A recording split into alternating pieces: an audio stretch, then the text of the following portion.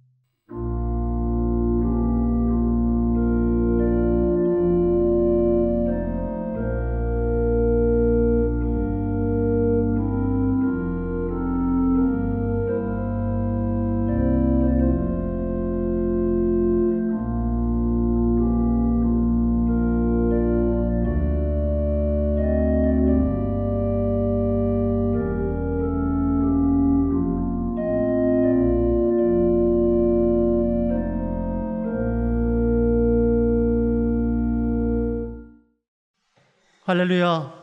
주님을 경외하고 주님의 계명을 크게 즐거워하는 사람은 복이 있다. 그의 자손은 이 세상에서 능력 있는 사람이 되며 정직한 사람의 자손은 복을 받으며 그의 집에는 부귀와 영화가 있으며 그의 의로움은 영원토록 칭찬을 받을 것이다. 아멘.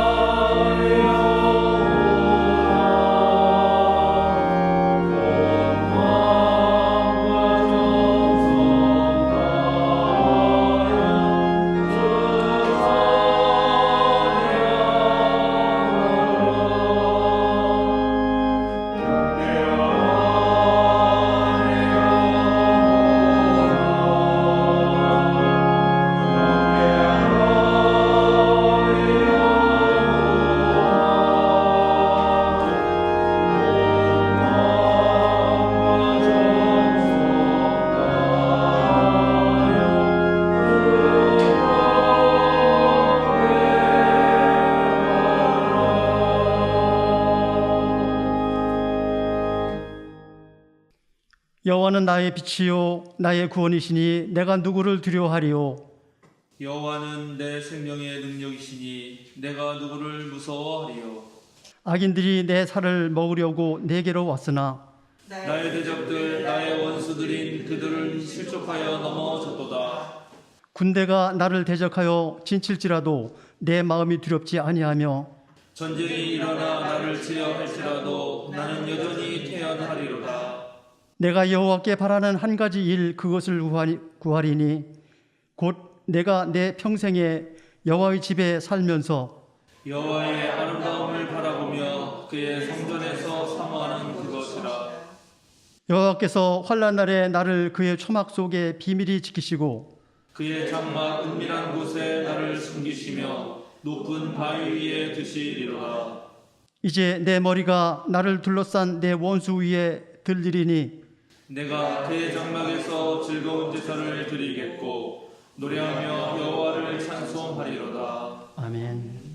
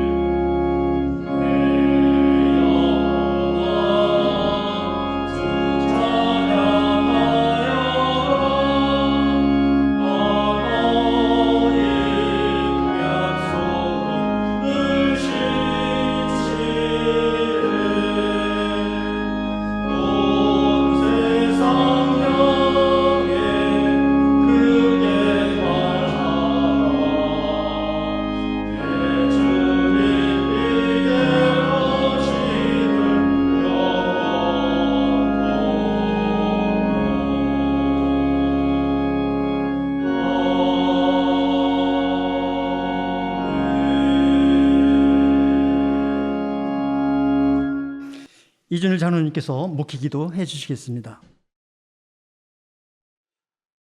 사랑의 하나님 감사합니다. 코로나19로 시작한 2020년이 어려운 가운데서 지나가고 이제는 희망찬 기대를 가지고 21년을 맞이하여 벌써 한 달이 지나고 우리 고유 명절인 구정이 다가와 설 주일로 모였습니다. 저희 생명사랑교회가 지난 한 해 동안 코로나19로 인해 경제적으로 어려운 여건 속에서도 전 교인이 한마음 한뜻이 되어 지난 8년 동안 지하상가에서 지내다가 온 성도들의 염원이었던 지하를 떠나 새 예배 초소를 마련하여 좋은 환경에서 예배하게 하심에 감사드립니다. 이제는 생명사랑교회 교우들이 이 좋은 환경에서 한 단계 발전하여 성도들이 이 아름다운 공간을 어떻게 활용하여 주님의 나라를 이루어갈 것인지 고민하는 저희들이 되게 하여 주옵소서. 비대면 예배로 쌓아놓은 목사님의 설교 말씀과 온라인 성서 공부인 주예기도, 수요 사경회, 성서를 보는 등의 말씀을 통하여 복음의 진리를 깨닫고 굳건한 믿음으로 깨달은 만큼 살아내기를 소망합니다. 세상의 풍조에 휘둘리는 어리석은 자들이 되지 않게 하시고 주님의 말씀을 통하여 빛 가운데로 걸어가게 하여 주시옵소서. 주님께서 주신 생명을 건강하게 이어갈 수 있음에 감격하여 하루하루를 범사에 감사하며 주님의 자녀답게 주님과 동행하는 바른 삶을 살게 하여 주옵소서. 사랑의 하나님, 인간의 욕망이 코로나19라는 재앙을 불러들여 어려움을 겪고 있는 이때 우리들은 주님의 신비를 겸한 자세로 받아들이게 하시고 주님의 자녀임을 깨닫고 이에 합당한 삶을 살아가게 하여 주옵소서. 안락함, 평안함, 내 욕망에서 벗어나 주님의 말씀을 올바로 이해하고 주님의 뜻이 무엇인가를 찾고 그 뜻에 따라 행하는 저희들이 되기를 소망합니다. 코로나19가 완전히 종식되어 우리가 다시 대면 예배를 드릴 수 있게 될 때에는 어린아이와 같은 맑은 마음으로 온전히 주님께 의지하고 주님께 마음을 열고 주님을 신뢰하는 이들이 되게 하여 주옵소서. 제 생각과 고집을 버리고 남의 의견을 존중하는 겸손한 마음을 허락하여 주옵소서. 생명사랑교회가 이웃에서 소외되고 약한 자들이 더 어려움을 당하지 않도록 관심과 배려로 이웃을 돌보는 저희들이 되게 하여 주시고 세상의 변화를 읽어내는 공동체로 거듭나게 하여 주옵소서.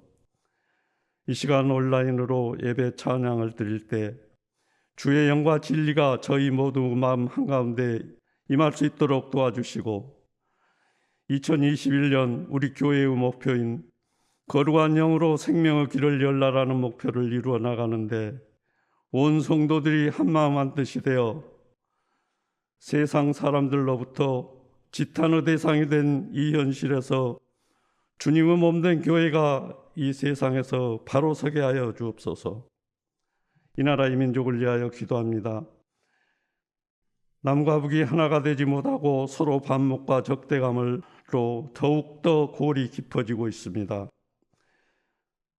남과 북이 갈등으로 더 갈라지지 않게 하여 주시고 하루속히 평화의 바람이 다시 한반도에 불어오게 하여 주옵소서.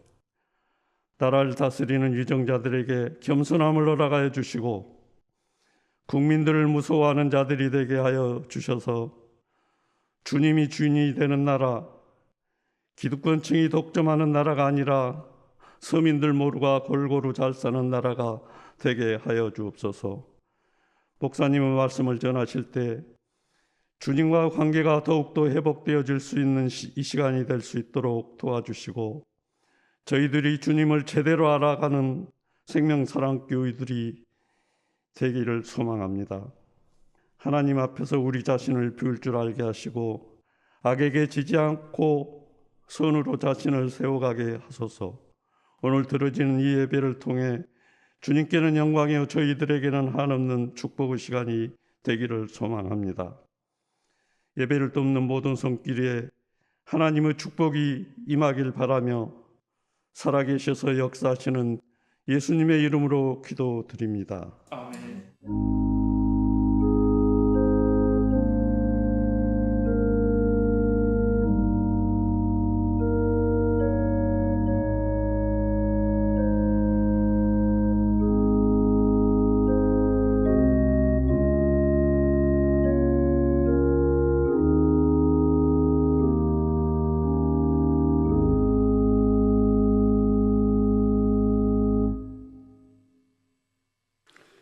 주연절 다섯째 주일 우리에게 주시는 성경 말씀은 사무엘상 10장 17절에서 27절, 시편 30편 4절에서 5절과 사도행전 28장 23절에서 31절 말씀입니다.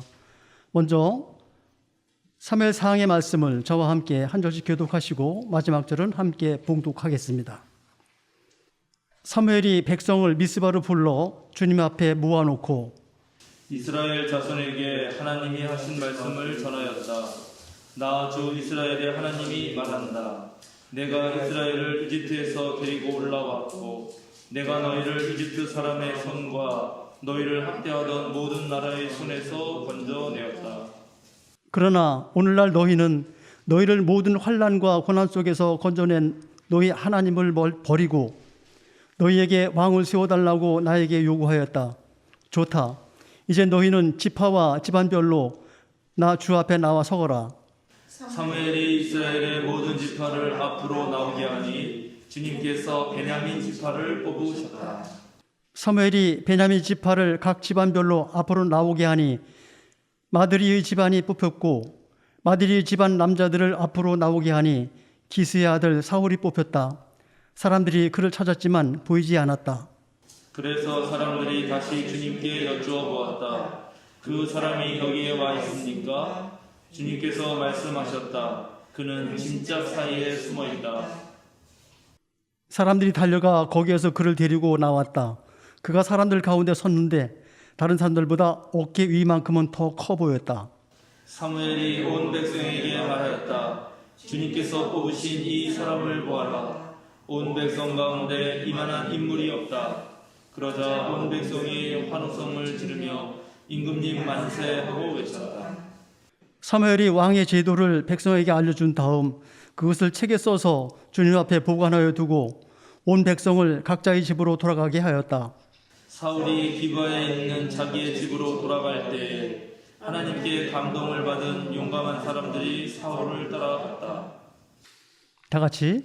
그러나 몇몇 불량배들은 이런 사람이 어떻게 우리를 구할 수 있겠느냐 하고 떠들면서 그를 업신여기고 그에게 예물도 바치지 않았다.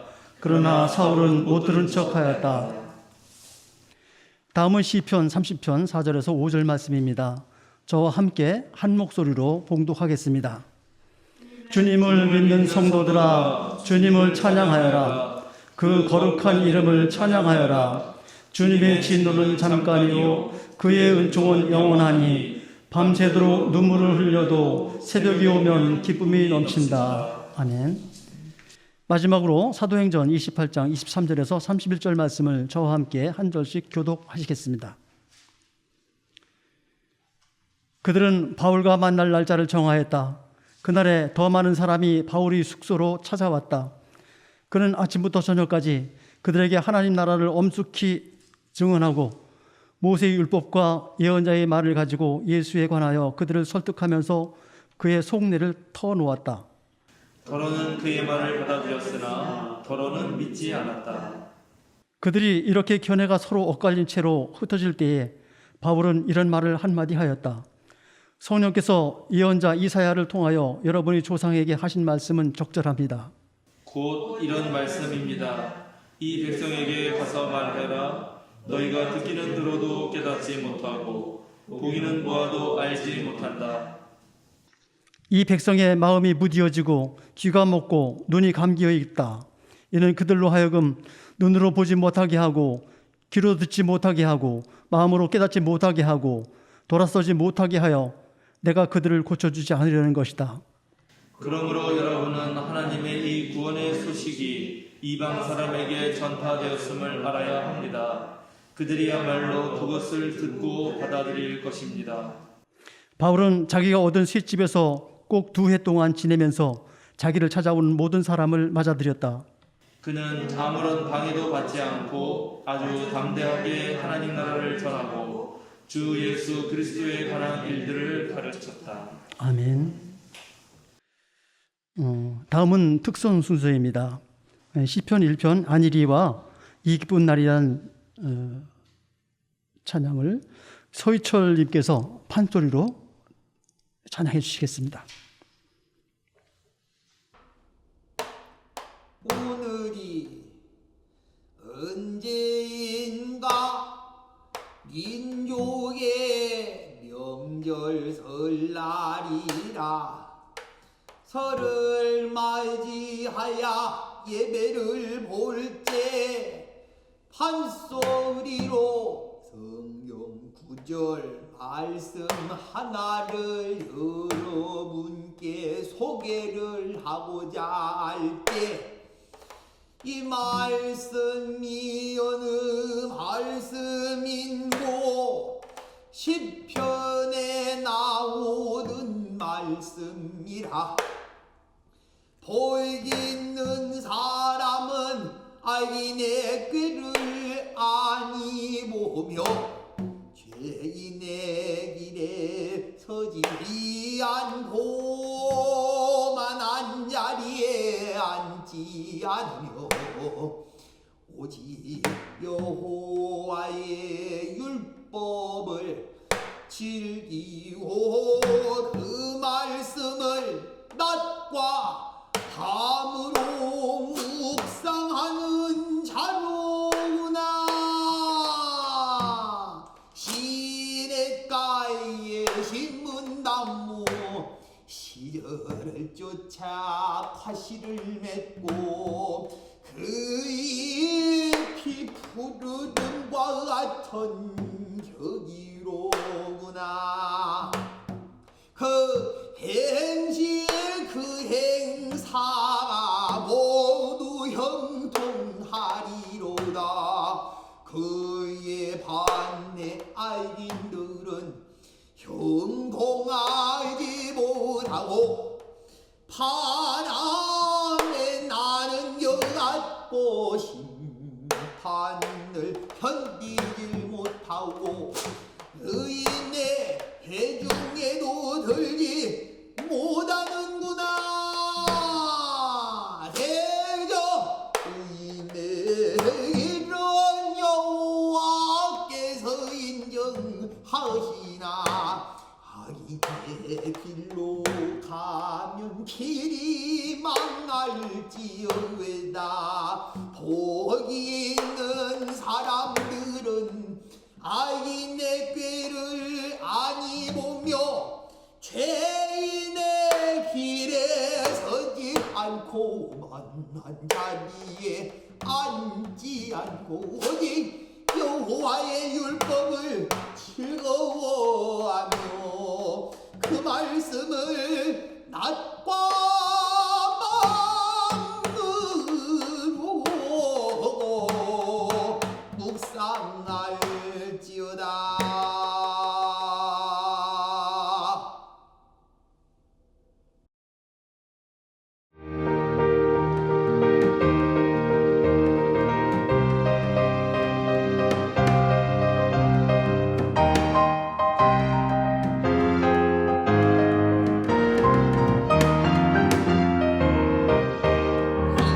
날 예수님이 포도주를 만드신 날, 그 날 포도주이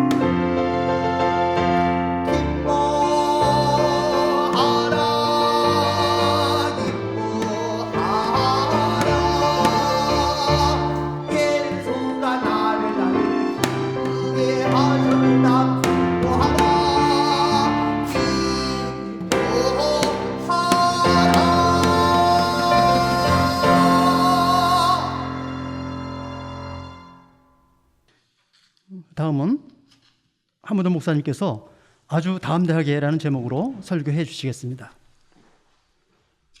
우리 교단 헌법 정치편 제19조에는 목사의 직무가 나와 있고 그 첫 번째 항목은 목사와 예배라는 제목으로 다음과 같이 쓰여 있습니다.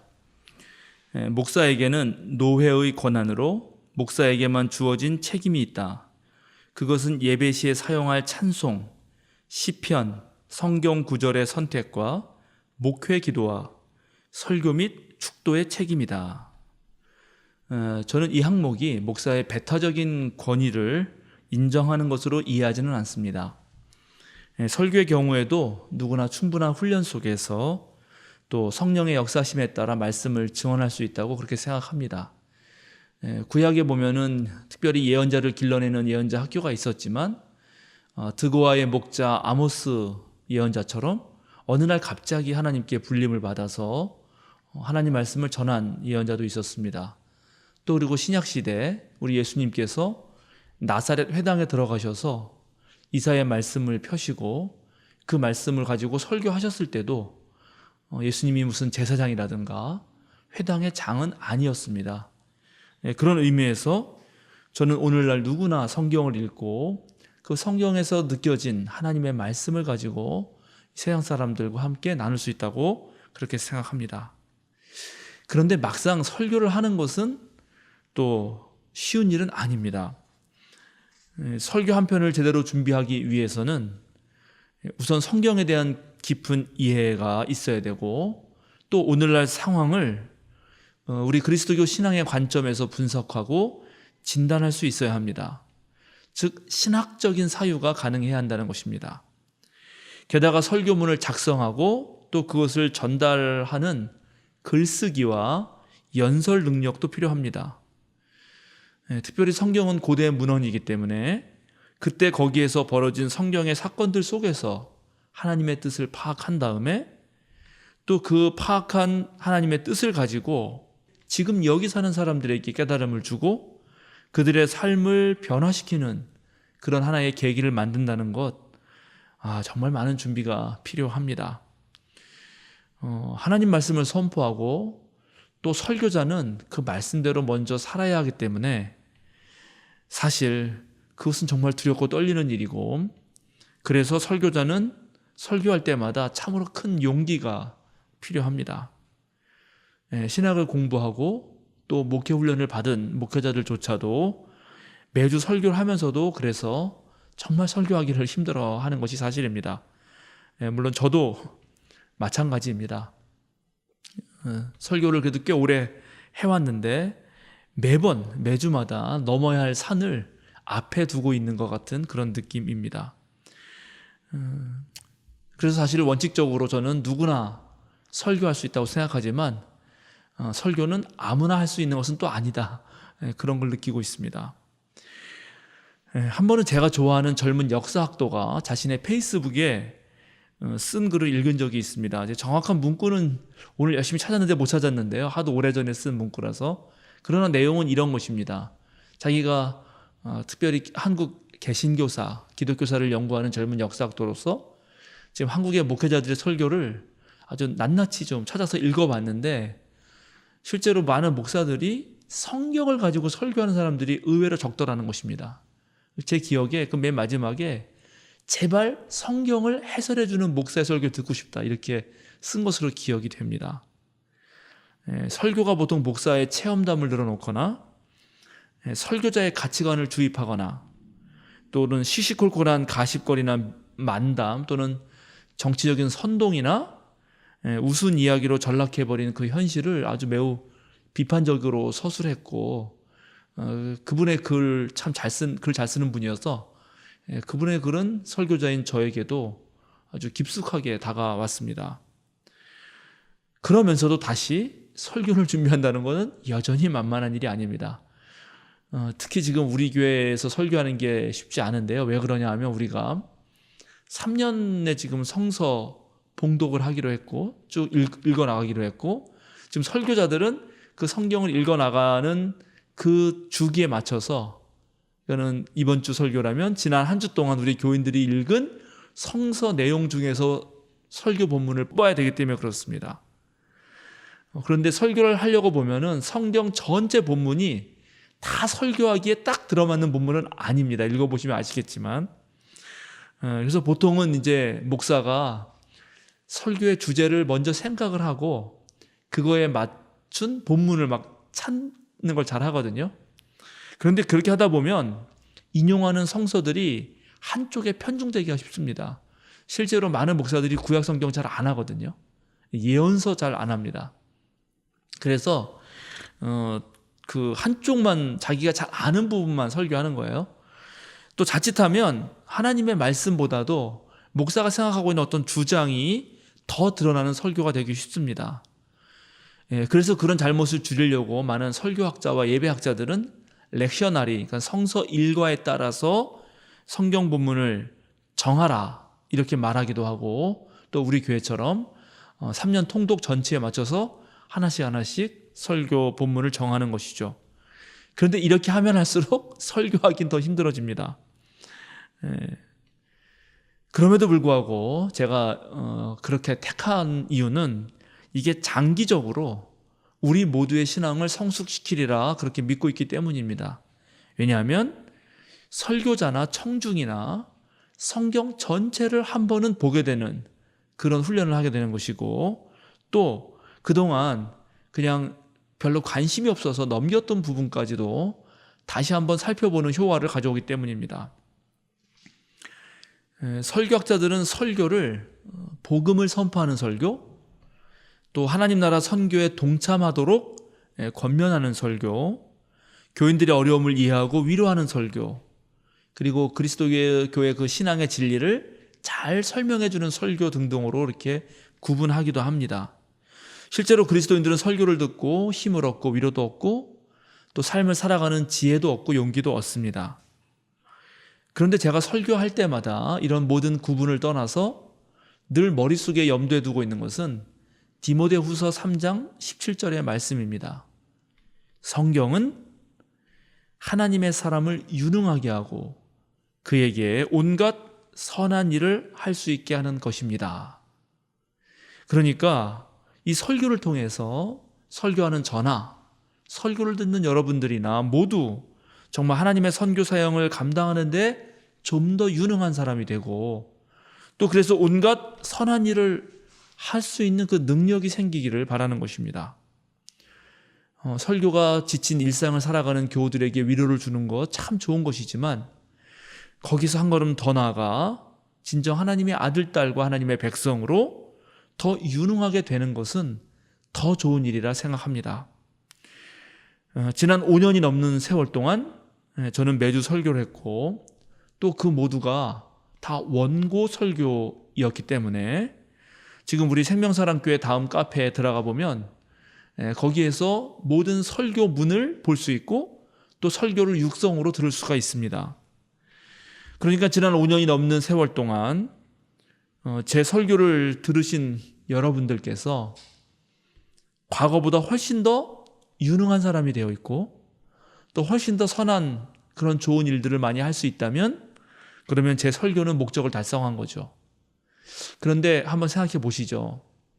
2015년, 16년 뭐 그때나 2021년이 된 지금이나 별로 내가 달라진 게 없다. 그렇다면 그동안 제 설교는 울리는 꽹과리가 된 것이고 그냥 허공에 던져졌다가 흩어져 버리고 만 것입니다. 저는 오늘도 제가 하는 이 설교가 여러분들에게 정말 좋은 앞으로 결과를 내는 그런 작은 씨앗이 될지, 아니면 오늘도 그냥 울리는 꽹과리가 되고 말지 두려운 마음으로 설교를 하게 됩니다. 제가 코로나가 터지기 전부터 세상이 정말 빠르게 바뀌고 있다라고 말씀드렸고, 또 실제로 최근에 몇십 년의 그 변화라고 하는 것은 과거 수십만 년, 수백만 년의 변화보다 훨씬 더 급격하고 매우 큽니다. 그리고 이 코로나가 터진 이후에 한국의 변화라고 하는 것은 저는 이루 말할 수 없이 크다고 생각합니다. 여러분 어떻게 생각하십니까? 저 어릴 때만 해도 우리나라는 개발도상국이거든요. 근데 요즘에 전 세계 언론을 통해서 발표되는 수치를 보면 우리나라가 매우 탑에 들어있어요. 그러니까 실제로 상당한 선진국인 거예요. 그러니까 이런 변화는 저에게도 잘 이렇게 느낌으로 잘 와닿지가 않습니다. 코로나로 인해서 변화의 속도가 훨씬 빨라졌고 좀 더 혼란스러워졌습니다. 이런 상황에서 변화에 적응하면 당연히 생존하죠. 근데 적응하지 못하면 도태되는 것이 매우 당연한 이야기입니다. 그런데 이 변화 속에서 우리가 조금 더 깊이 생각해 볼 문제가 있습니다.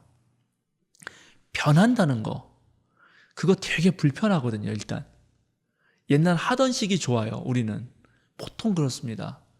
변화는 반드시 불편을 야기하고 불편함은 갈등을 불러옵니다. 그래서 갈등은 변화 속에서 불가피한 현상입니다. 이 갈등을 어떻게 다루느냐가 정말 이 개인과 공동체, 조직의 어떤 그 미래와 앞날을 좌지우지합니다. 갈등을 잘 다루는 공동체는 성장할 것이고 갈등을 다루지 못하는 공동체는 쪼그라들고 파멸 맞이할 수도 있습니다. 따라서 주님의 몸된 공동체인 이 교회도 정말 잘 살리고 성장시키는 과제 앞에서 우리 그리스도인들에게도 갈등을 해결하는 법, 갈등을 다루는 일은 매우 중요한 문제입니다. 또 예수님 말씀처럼 평화를 이루는 사람이야말로 하나님의 아들, 딸이다. 이 말을 기억한다면 정말 그리스도인들이 가져야 할 것은 내 마음의 평화부터 어떤 집단의 평화에 이르기까지 그 능력을 배양해야 하는 것입니다. 그리스도교가 가장 핵심적으로 추구하는 그런 생명과 사랑이 넘치는 그 삶을 위해서도 우리는 갈등을 해소하고 전환할 수 있는 그런 능력을 키워야 한다는 것이죠. 오늘 우리가 함께 읽은 이 사무엘상의 말씀을 보면 이스라엘에 처했던 상황의 변화가 바로 갈등 하나를 불러왔습니다. 그 장면을 다루고 있습니다. 애굽에서 긴 세월 동안 노예 노동을 해야 했던 히브리 백성들은 이제 애굽을 나오면서 하나님이 약속하신 그 땅에 가서는 정말 계급 질서가 없는 세상을 만들어 보자 라고 다짐했습니다. 상당히 높은 이상이었습니다. 그래서 하나님만이 오직 왕이시라고 하는 그 신앙 고백의 터 위에 사람 위에 사람 없고 사람 아래 사람 없는 그런 새로운 평등사회를 이루고자 상당히 오랜 시간 동안 지파연합 공동체를 세웠습니다. 왕이 없는 그런 공동체입니다. 그러나 이 지파연합 공동체는 실제로 여러 가지 어려움을 겪게 됩니다. 특히 왕정체제가 아닌 지파들의 연합은 주변 강대국의 침입 앞에서 그런 위기 상황에서 긴급하게 대처하는 데는 매우 취약한 구조였습니다.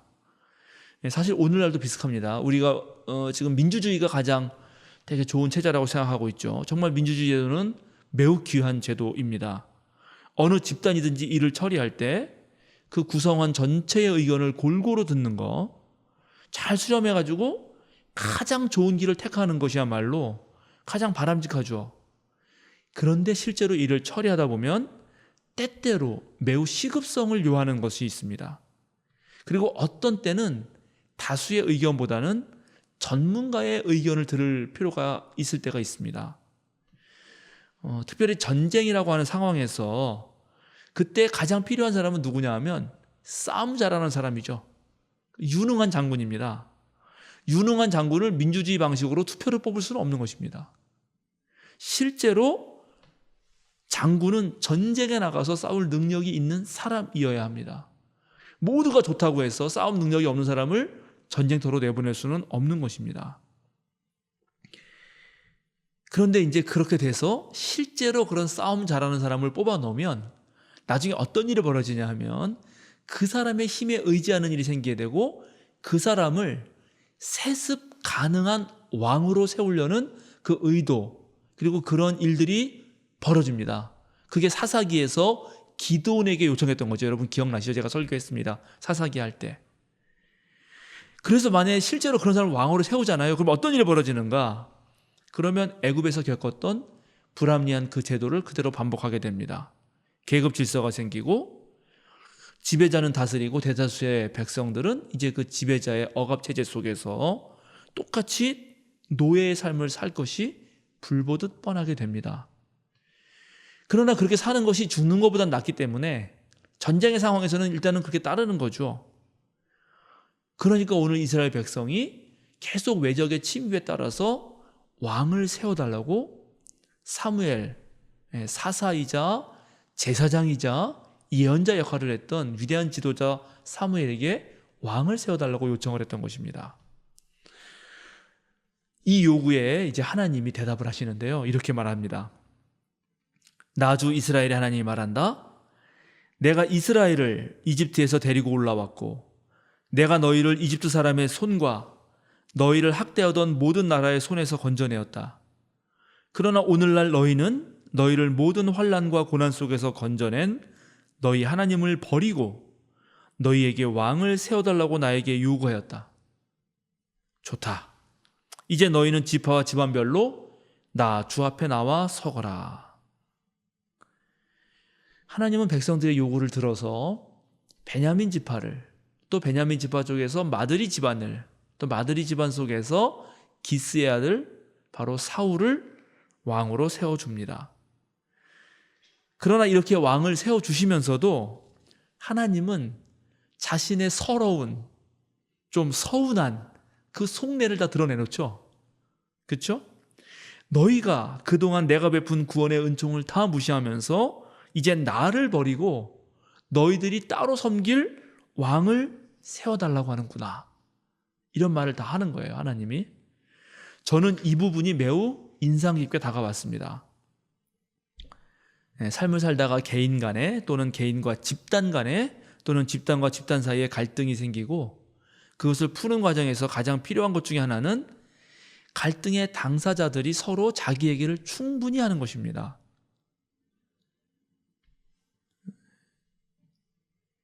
하나님과 그와 그의 백성 사이에 원래 계약에 왕정 제도를 한다는 계약은 없었습니다. 하나님만이 유일하게 왕이시기 때문에 그렇죠. 그런데 지금 이스라엘 상황이 바뀌니까 백성들이 그 계약에 원래 없었던 새로운 왕정 체제를 도입해야겠다고 그렇게 하나님께 요청하는 것입니다. 갈등이 생긴 거죠. 하나님은 원하지 않아요, 사실은. 그러나 그걸 풀어가는 과정에서 하나님이 오늘 자신의 그 솔직한 마음을 다 얘기한다는 것입니다. 모르겠어요. 여러분은 이 구절을 어떻게 읽으셨는지 모르겠는데 저는 참 대단하다고 생각했어요, 이 구절이. 왜냐하면 실제로 갈등이 생기고 그것을 풀려고 하다 보면은 당사자들 사이에서 진짜 진정한 대화가 필요하거든요. 그리고 그걸 누구나 알아요. 아는데 근데 실제로 대화의 자리에 나오는 거는 무척 힘듭니다. 그래가지고 이쪽 계통의 사람들, 이제 이런 걸 전문적으로 하는 사람들이 뭐라 그러냐면은 대화 그 자체가 진보다, 이런 말을 해요. 왜냐하면 대화 자체가 안 되거든요. 보통 갈등 상황에서 서로가 서로에게 이미 상처를 주었기 때문에 갈등 당사자들이 서로 피하려고 합니다. 그리고 세월이 가기만을 기다리죠. 물론 이것도 나름 하나의 방법이 될 수 있지만, 근데 그렇게 해서는 궁극적으로 갈등을 건설적으로나 또는 긍정적으로 이끌어가기는 쉽지 않습니다.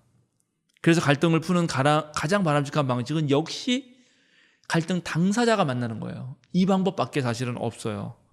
서로 대화하면서 서로 이해해보고 양쪽이 지킬 수 있는 합의안을 도출하고, 또 그런 갈등이 벌어진 상황에서 벌어진 피해가 있잖아요.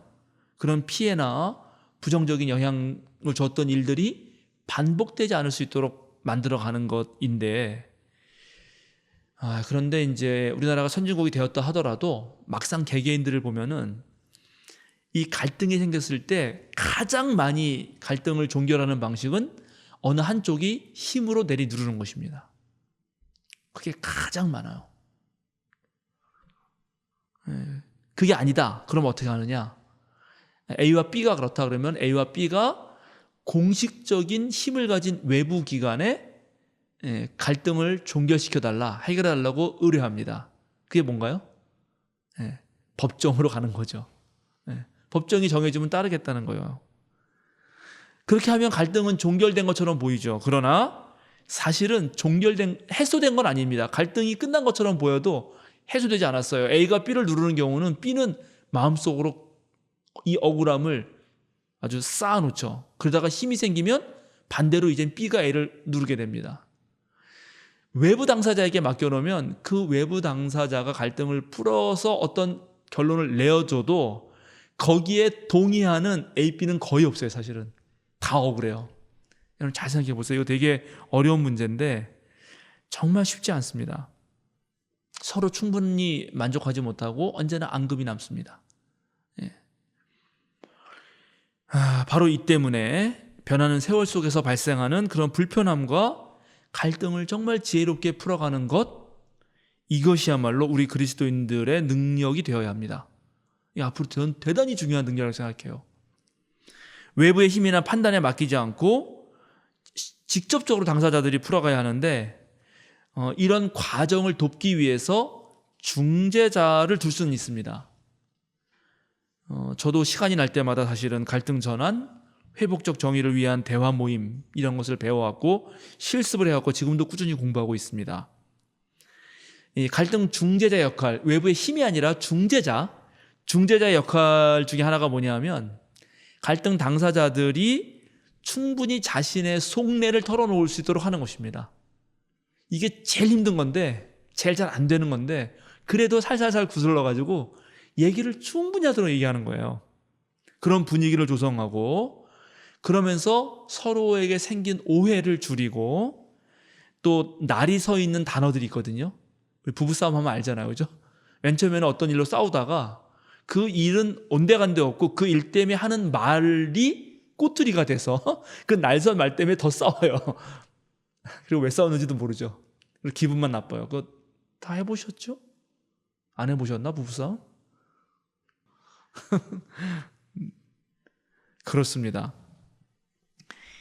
근데 이런 과정을 진행하다 보면 제가 느끼는 게 있는데 저를 포함해서 우리들 다 자신이요. 평소에 다른 사람의 이야기를 정말로 진정한 의미에서 경청하지 않는다는 것입니다. 우린 남의 얘기를 안 들어요. 정말 거의 그래요. 그러니까 상대의 얘기를 어떻게 듣냐면 듣긴 듣는데 내 생각과 내 맘대로 들어요. 이해가 아니라 오해하는 거예요. 그리고 오해를 고착화한 상태에서 상대에게 낙인을 찍어요. 그런 일들이 정말 허다합니다. 그러니까 얘기를 하면 할수록 감정의 골이 깊어져요. 감정의 골이 깊어지니까 대화가 생산적이지 못하고 실패하는 경험이 거듭 쌓이고 다시 대화하자 그러면 안 하려고 하는 것입니다. 해봤자 뻔하다는 거죠. 사실 무척 어려운 일이에요. 이게 정말 쉬운 일이 아니에요. 그런데 결국 방법은 역시 다시 당사자들이 모여서 대화를 아주 잘 나누는 것입니다. 갈등을 풀어가는 과정에서 있는 사실을 있는 그대로 확인하는 작업이 필요하고요. 그렇게 행동한 너에 대해서 동의할 수는 없지만 그래도 그럴 수 있었겠다라고 인정하는 거, 그리고 그런 과정에서 발생한 서운함의 감정들을 잘 표현하고 서로 이야기를 나누는 가운데 좀 이해가 되는 지점도 있네 라고 하고, 그렇게 이해할 수 있는 길이 열릴 때 갈등 해소에 어떤 이제 싹이 트는 것입니다. 가해와 피해가 생겼을 경우가 있죠. 정확히 가해자가 있고 피해자가 있을 경우가 있습니다. 그럴 때는 가해자의 적절한 사과와 책임지는 행동, 그리고 피해자의 용서와 앞으로 재발 방지를 위한 후속 조치가 반드시 이루어져야 합니다.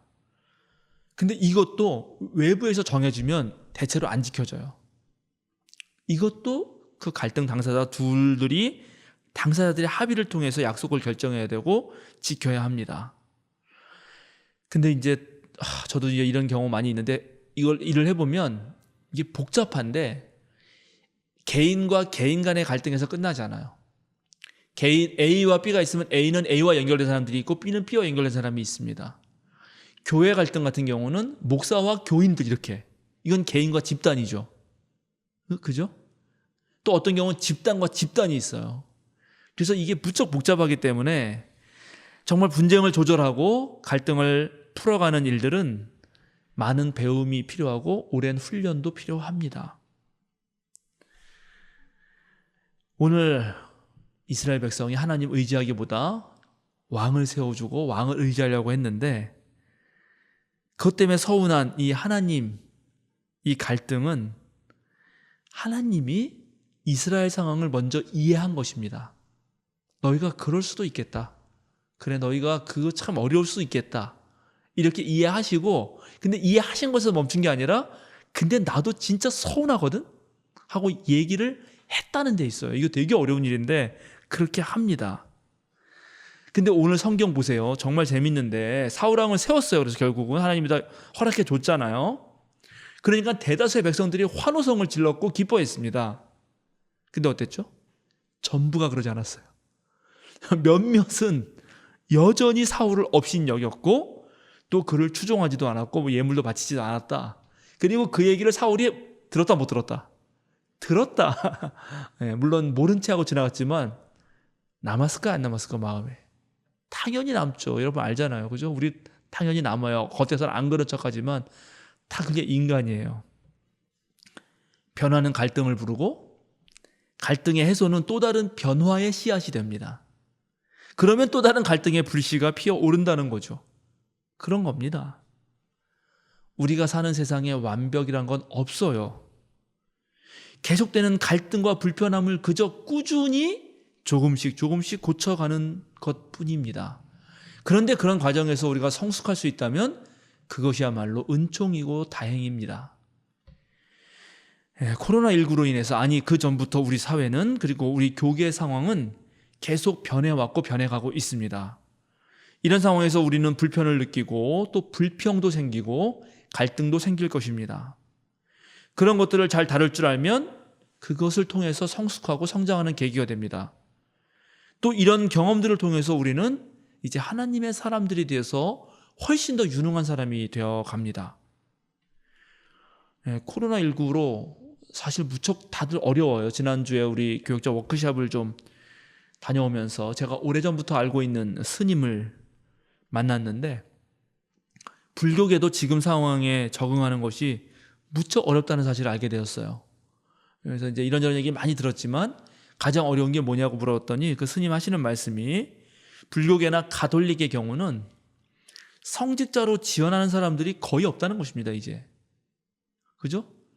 그래도 목사들은, 물론 목사들도 워낙 지금 떨어지고 있긴 한데, 결혼도 하고 가정도 꾸리잖아요. 그리고 세상적으로 훨씬 더 좀 이렇게 뭐랄까, 세상과 더 친밀하죠. 훨씬 더 소통을 많이 하는 삶을 살아요. 근데 스님들은 맨날 산골짜기에 살잖아요. 저는 산골짜기에 살아서 좋겠다고 그렇게 얘기는 했지만, 얼마나 답답하겠어요. 그 만난 스님이 42살이신데, 그 절에 주지 스님이 계신데 주지 스님은 62살. 그리고 그 위에 이제 우리로 말하면 은퇴한 목사님들 같은 회주 스님이라고 해서 좀 원로 같은 스님들 82살, 81살. 네, 그렇게 계신 거예요. 그러면서 이 42살 되신 스님이 우리 전사님들 보고 얼마나 좋아하는지. 이런 청년들이 스님이 됐으면 좋겠는데 이러면서 얼마나 반기고 좋아가지고 그동안 외로웠던 얘기를 얼마나 많이 꺼내놓는지. 예, 그래서 이제 우리가 먹을 거 아무것도 못 사가지고 가서 그 휴식형 템플스테이 이런 걸 했거든요. 아무것도 안 해도 되는 거예요. 가서 그냥 절에서 해주는 밥만 먹고 쉬면 되는 건데 갔더니 우리가 올 줄 알고 커피에다가 그 마카롱에다가 산속에서 마카롱 먹고 왔어요. 커피랑. 그냥 불교도 무척 어려운 거예요. 사실은 이 코로나 상황이라는 게. 학령 인구가 줄고 청년 인구가 줄고 청소년 어린이가 주는 데다가 갈수록 또 이런 기독교라든가 종교에 관심이 없어지죠. 이게 현대 세속적인 사회의 영향입니다. 앞으로 교회도 사라질 것이고 또 목회자도 많이 줄어들 확률이 높습니다. 목회 방식도 전혀 새롭게 바뀌고 있습니다. 올해 말까지 여러분 코로나가 지속되고 또 더 힘들게는 또 다른 바이러스가 나와서 엔데믹 주기적으로 계속된다면 분명 기존의 목회는 상당히 다른 방식으로 바뀌어야 합니다. 이렇게 바뀌는 과정이 영 불편하고 힘들고 또 그것이 갈등을 앞으로도 불러올 수 있을 거라 생각합니다. 우리 권사님들 매주 모여서 기도하셨는데 요즘에 기도를 하도 못하셔가지고 얼마나 지금 힘들어 하시는지 몰라요. 정말 이런 상황에 어떻게 우리는 대처할 것인가. 앞으로 과제가 아주 깊습니다. 오늘 우리가 함께 읽은 사도행전의 말씀은 로마에서 바울의 마지막 모습을 그리고 있습니다. 역사적으로 이 상황을 꼼꼼하게 비평하자면 바울은 로마에서 아마 순교를 당했을 확률이 거의 100%입니다. 그리고 순교를 당하기 전까지는 감옥에 있었을 것입니다. 근데 감옥에서 많은 사람들을 만나고 가르치고 복음을 증언하는 일은 결코 쉽지 않았습니다. 그런데 오늘 사도행전은 바울이 아주 담대하게 하나님 나라를 전하고 주 예수 그리스도에 관한 일들을 가르쳤다고 증언하고 있습니다. 근데 이 말은 역사적 사실이 아닐 확률이 매우 높습니다. 그러나 신앙의 진실한 증언으로는 옳은 말씀입니다. 왜냐하면 바울이 감옥에 있든지 아니면 전세점을 얻었든지 다른 방식에 있든지 간에 실제로 하나님 말씀은 전파되고 있는 것이, 그리고 확대되고 있는 것이, 특별히 이방 지역에 확실하게 전해지고 있는 것이 사실이었기 때문입니다. 사도행전을 끝내면서, 사도행전 저자는 누가복음서 저자이기도 합니다. 예수님 시대로부터 교회 시대까지 전부 일목요연하게 전하려고 했던 이 누가복음과 사도행전의 저자는 맨 마지막에 사도행전을 끝맺히면서 절대로 바울을 높이지 않습니다. 바울이 순교한 사실을 숨겨요. 일부러 순교자로 치켜 세우지 않아요. 왜냐하면 그보다 더 중요한 사실은 하나님 나라가 담대하게 전해지고 우리 주 예수 그리스도에 대한 학습이 훨씬 더 활발하게 이루어지고 있다는 것이 더 중요했기 때문입니다. 바울의 숙소로 찾아온 사람들에게 바울은 모세의 율법서와 또 예언서들을 언급하면서 예수 그리스도가 어떤 분이신지를 계속 설득합니다. 그러면서 오늘 성경에도 뭐라 그러냐면 자신의 속내를 다 털어놓았다 이렇게 말해요.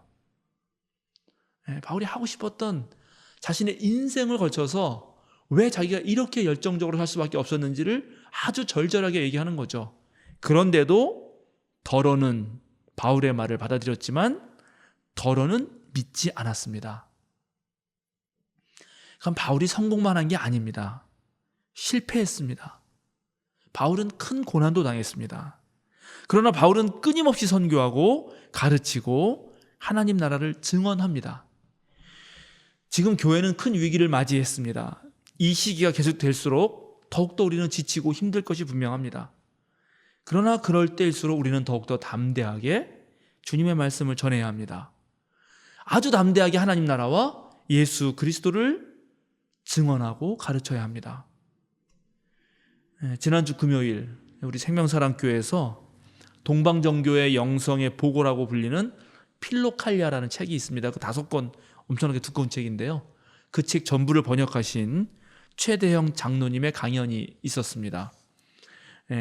온라인을 통해서 우리 교단 총회 영성수련회가 기획한 것인데 온라인을 통해서 강연을 했고 또 우리 교회의 시스템과 우리 전사님들이 잘 하시니까 수고로 잘 만들었습니다. 2월 19일 날 금요일 날 한 번 더 합니다. 그래서 그 동방정교회 우리가 전혀 생소한 우리는 서로마 카톨릭 로마 쪽에 가까운 개신교 전통에 익숙한데 저 그리스 철학 전통에 가까운 그런 새로운 기독교에 대한 이야기를 한 것인데요.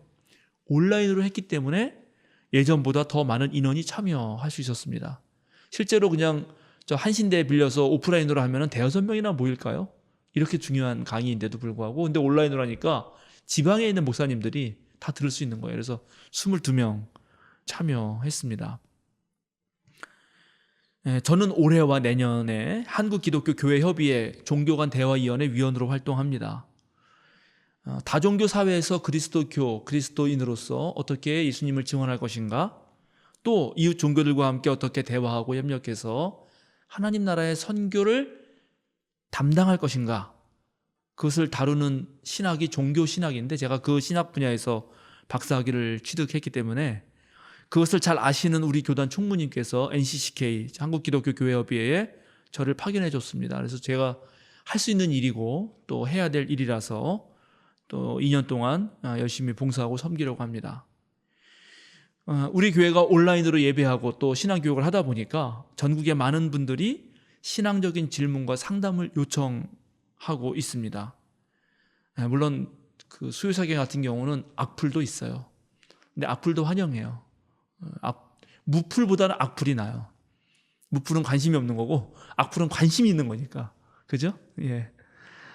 어쨌든 전국에 많은 분들이 우리 생명사랑교회를 찾아서 코로나19 상황에서도 우리 교회의 목회 활동은 계속 지속되고 있습니다.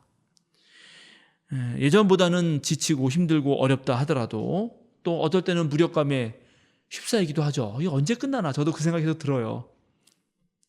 그래도 주님의 말씀은 전 세계에 퍼져야 되고 구원을 갈망하는 모든 이들의 가슴 속으로 파고들어야 합니다. 주님은 여전히 이 시대에도 일꾼을 부르고 계십니다. 사랑하는 생명사랑교회 여러분, 그리고 우리 예배에 참여하시는 전국의 성도 여러분, 아주 담대하게 마음을 먹읍시다. 아주 담대하게 나아갑시다. 주눅 들지 맙시다. 몇몇 미꾸라지 같은 사람들이 복음의 호수를 그렇게 진흙탕으로 만들고 있지만 우리가 주님의 약속의 말씀을 믿고 견딘다면 맑고 투명한 호수를 되찾을 수 있을 것입니다. 아니, 어떤 면에서는 그렇게 한바탕 호수를 휘저어야 거기서 더러운 것들을 찾아내서 씻어낼 수 있을지도 모르겠습니다. 밤새 눈물을 흘린다 해도 새벽이 오면 우리 모두는 기쁨에 넘치게 될 것입니다. 주님의 진노는 잠깐이요 그의 은총은 영원하다는 그 시편 저자의 믿음, 그 사실을 여러분 확실히 믿으시기 바랍니다. 아주 담대하게 이 세상으로 나아가시는 여러분들에게 주님의 영원한 은총이 함께 하시기를 빕니다. 함께 기도하겠습니다. 거룩하신 하나님, 코로나로 지친 우리 영혼을 위로해 주소서. 코로나가 길어질수록 더 힘들어지는 이들을 어루만지시고 이 환난의 시간이 속히 지나가게 하여 주소서. 그러나 이런 상황에서도 주님의 말씀을 담대히 전하는 우리가 되게 하여 주소서. 절망 속에서 헤매지 말고 인내하면서 단련된 인격이 되도록 더 노력하는 우리가 되게 하여 주소서. 눈물의 밤을 보내고 기쁨의 새벽을 맞이할 때는 한껏 성숙한 신앙인으로 거듭나게 하여 주소서. 새로운 시대의 새로운 일들을 감당할 능력을 주시고 거짓 선동과 헛된 욕망에 사로잡히지 않게 하여 주소서. 지혜를 주셔서 어지러운 세상 속에서도 주님의 뜻을 잘 분별하게 하시고 올곧게 우리 주님 향한 길, 우리 주님과 동행하며 걷게 하여 주소서. 이 거룩한 주일 하나님 앞에 예배할 수 있음을 감사드립니다. 주님 예수 그리스도의 이름으로 기도드립니다. 아멘.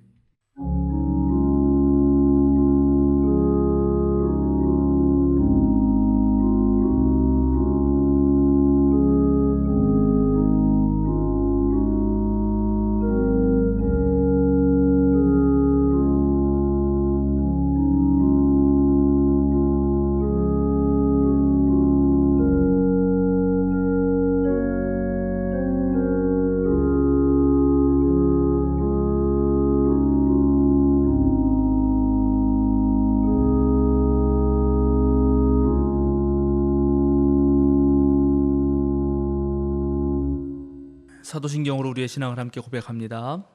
나는 전능하신 아버지 하나님 천지의 창조주를 믿습니다. 나는 그의 유일하신 아들 우리 주 예수 그리스도를 믿습니다. 그는 성령으로 잉태되어 동정녀 마리아에게서 나시고 본디오 빌라도에게 고난을 받아 십자가에 못 박혀 죽으시고 장사된 지 사흘 만에 죽은 자 가운데서 다시 살아나셨으며 하늘에 오르시어 전능하신 아버지 하나님 우편에 앉아 계시다가 거기로부터 살아있는 자와 죽은 자를 심판하러 오십니다. 나는 성령을 믿으며 거룩한 공교회와 성도의 교제와 죄를 용서받는 것과 몸의 부활과 영생을 믿습니다. 아멘. 네, 우리 함께 찬송 502장 하시겠습니다. 오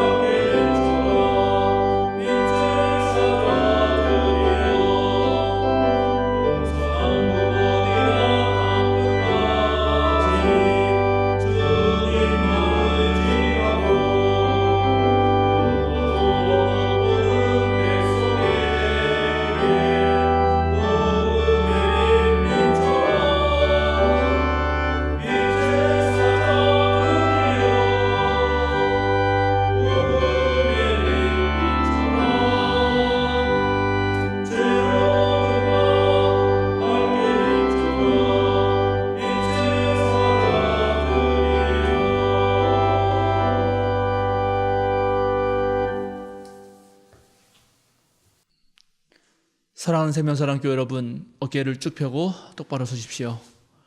세상으로 당당하게 걸어 나가십시오. 자유인으로 사십시오. 어려울 때일수록 용기를 가지고 힘을 내십시오. 아주 담대하게 주님과 함께 살아가십시오. 축도하겠습니다. 이제는 우리 주 예수 그리스도의 은혜와 하나님의 무한하신 사랑과 성령님의 거룩한 친교가 우리 주님 예수 그리스도의 증언자로 아주 담대하게 나서는 생명사랑 교우들과 이 시간 함께 예배하는 모든 성도들과 아픈 세상에서 구원을 갈망하는 모든 이들에게 지금부터 영원토록 함께 하시기를 간절히 축원하옵나이다.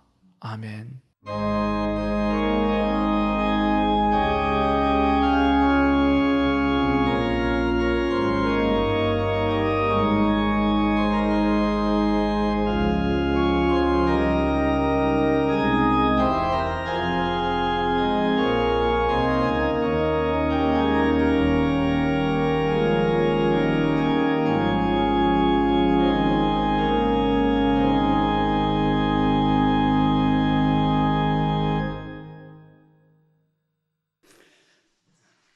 알림과 사귐 순서입니다.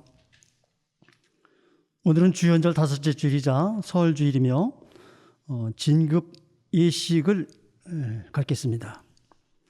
알림과 사귐 시간 후에 세배 행사와 진급식이 온라인으로 진행됩니다.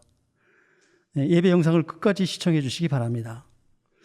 진급자는 어린이부의 이세연, 청소년부의 한동규, 청년부의 권수경, 김동섭, 나홍민, 오형석, 오승혁, 우준원, 이동원, 황하람, 홍예빈, 최준호입니다.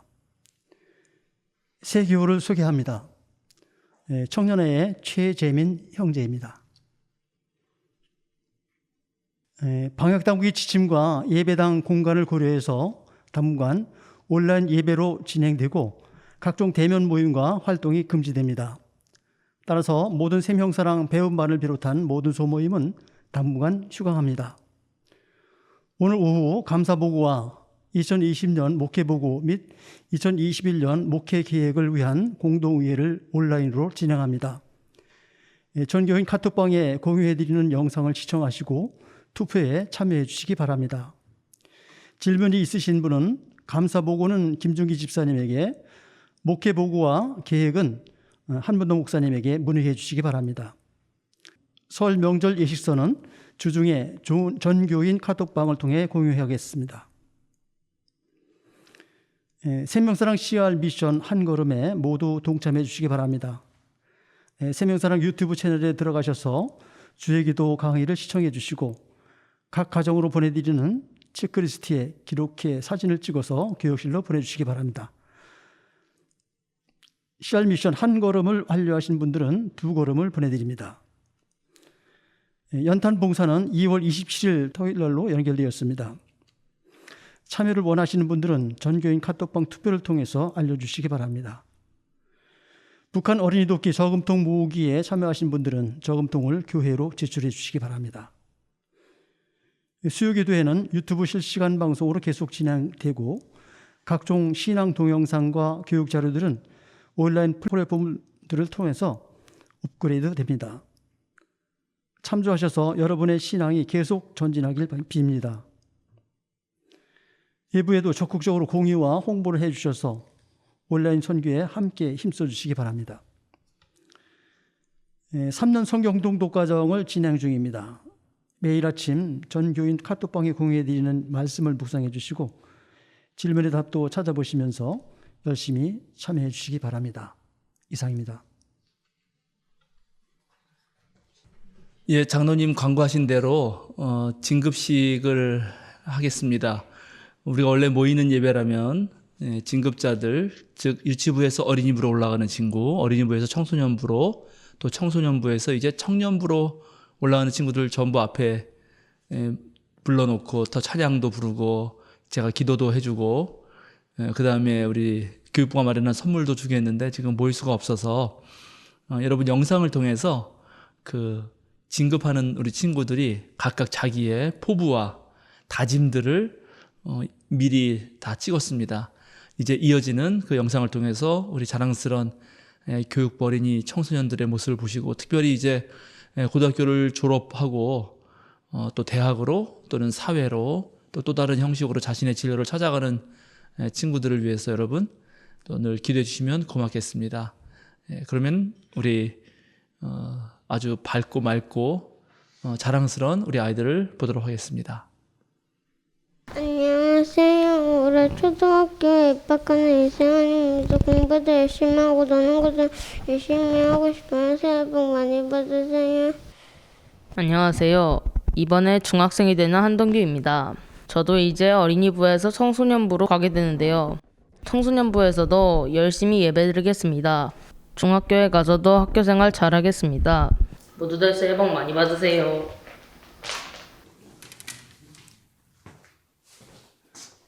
안녕하세요. 저는 이제 황아람이고요. 다들 잘 지내셨나요? 저는 이제 대학교에 입학해서 글로벌 경제학과라는 학과에 들어갔어요. 그래서 경제 공부도 하고, 그리고 요즘에 다양한 사업들 해보고 싶어가지고 창업도 좀 열심히 준비해보고 있고, 많이 좀 구상해보고 있습니다. 네, 그리고 저 이제 수능 보고 이제 저희 입시 때문에 저희 고3들 위해 되게 기도 많이 해주셨다고 들었는데 되게 감사하다는 말 전해드리고 싶고요. 다들 항상 건강하세요. 파이팅!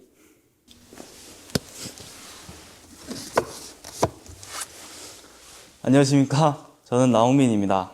저는 이제 대학에 들어가서 정기회로 컴퓨터 쪽을 배울 것이고, 앞으로 대학에 들어가서 엄청 열심히 할 겁니다. 그리고 고3 때 응원해주신 분들께 감사 인사드리겠습니다. 감사합니다. 안녕하십니까. 저는 우준원입니다. 어제 수락고 졸업을 마치고 어엿한 성인이 되었습니다. 저희가 무사히 졸업을 할 수 있게 기도해 주신 얘기를 듣고 감사했습니다. 저는 이제 군인이 되고 싶어 군대를 최대한 빨리 들어갈 예정입니다. 군대 가기 전까지 열심히 생명사랑교회를 나오겠습니다. 감사합니다. 안녕하세요. 저는 권수경입니다. 현재 언어인지과학과에 입학을 앞두고 있습니다. 무사히 고3 생활을 마치게끔 기도해 주셔서 정말 감사드립니다. 앞으로도 노력하는 저의 모습 예쁘게 봐주세요. 감사합니다. 안녕하세요. 저는 최준호입니다. 저는 건축학과에 예비 입원을 받고 기다리고 있습니다. 만약 떨어지더라도 다시 열심히 공부하겠습니다. 저희 고3들을 위해 기도를 많이 해주셔서 감사합니다. 기도하겠습니다. 주님 감사합니다. 우리 생명사랑교회에 현재 하나님 나라를 만끽할 수 있도록 우리 유아부부터 청소년들까지 또 이제 대학생들 또 이 사회인으로 앞에 나서는 그런 청년들까지 모두 함께 보내주신 것 참으로 감사드립니다. 어려운 시절이지만 우리 교육부 선생님들과 또 교육부 교육자들의 수고와 헌신을 통해서 하나님 나라를 배우고 예수님의 사랑을 느끼며 자란 우리 청소년 또 어린이들이 이렇게 한 학년씩 이제 올라가게 됩니다. 학교에서 적응하고 또 공부하는 일들 위에도 주님께서 함께 하시고, 더불어서 우리 생명사랑교회를 통하여 주님의 그 놀라운 사랑을 느낄 뿐만 아니라 참된 주님의 일꾼으로 성장하는 그런 시간들 되게 하옵소서. 특별히 이 사회로 나아가는 청년들, 그들 발걸음을 주님께서 지켜주셔서 언제 어디서든지 참된 그리스도인으로 서게 하시고 이 세상에서 당당하게 하나님의 아들, 딸로 살 수 있도록 주여 함께 하옵소서. 우리 온 교우들이 함께 기도하고 늘 뒤에서 밀어주고 끌어준다는 것 잊지 않게 하여 주시옵소서. 언제나 주님께 감사를 드리며 예수 그리스도의 이름으로 기도드립니다. 아멘. 사랑하는 생명사랑교회 여러분, 주일 예배 잘 들으셨죠? 돌아오는 금요일이 설 명절입니다. 설날이 되면은 전부 고향에 모여서 정말 친지 어른들 다 함께 세배하는 것이 우리 전통의 풍습인데, 올해는 코로나로 잘 모이지도 못하는 것 같습니다. 그래서 우리 교회에서 함께 세배하는 영상으로 우리 또 교회 어른들에게 그리고 여러분들에게 새해 인사를 드리는 시간을 마련했습니다. 작년에 교수들이 뽑은 사자성어가 아시탑이라고 해요. 원래 없는 말인데 일부러 만든 말입니다. 나는 옳고 남은 그르다, 이런 말이었다고 합니다. 이거는 서로 자기의 주장만 내세웠던 그런 장년이었다, 이렇게 교수들이 평가한 거죠. 올해 신축년 새해가 밝았고 벌써 한 달이 지났습니다. 올해는 너도 옳고 나도 옳고 모두가 함께 힘을 모아서 이런 국난을 극복해가는 그런 한 해가 되어야 되지 않을까 싶습니다. 특별히 우리 생명사랑 교우들 가정에 하나님의 크신 은총이 함께 하시고 우리 모두 또 한 마음 한 몸으로 하나 돼서 정말 주님의 은혜를 만끽하고 새로운 생명의 길을 열어가는 그런 한 해가 되면 좋겠습니다.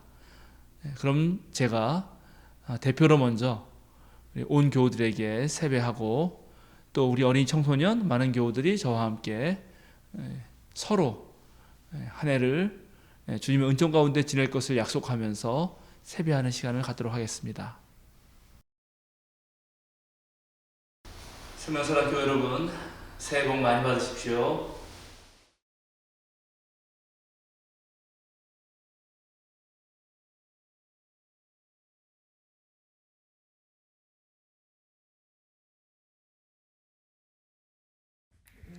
진짜? 새해 복 많이 받으세요.